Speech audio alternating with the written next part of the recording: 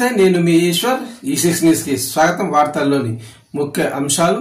BRS నాయకుడు తెలంగాణ తొలి SC ST commission chairman Errolla Srinivas arrest అయ్యారు.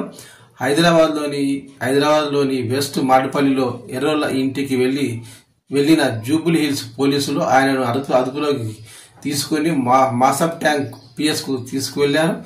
బంజారాహిల్స్ పోలీస్ స్టేషన్ లో పోలీసుల విధులకు ఆటంకం కలిగించారని ఆయనపై ఇటీవలే కేసు నమోదైంది. ఇదే కేసులో హుజూరాబాద్ ఎమ్మెల్యే కౌశిరెడ్డిపై కూడా పోలీసులు కేసు నమోదు చేశారు. తాజాగా ఎర్రోల శ్రీనివాస్ ను అరెస్టు చేశారన్న సమాచారం బీఆర్ఎస్ నాయకులకు కార్యకర్తలకు తెలియడంతో ఎర్రోల శ్రీనివాస్ ఇంటి వద్దకు చేరుకున్నారు. తన అరెస్టుపై ఎర్రోల శ్రీనివాస్ తీవ్ర ఆగ్రహం వ్యక్తం చేశారు. కాంగ్రెస్ ప్రభుత్వం అక్రమంగా తనను అరెస్టు చేస్తుందని అన్నారు.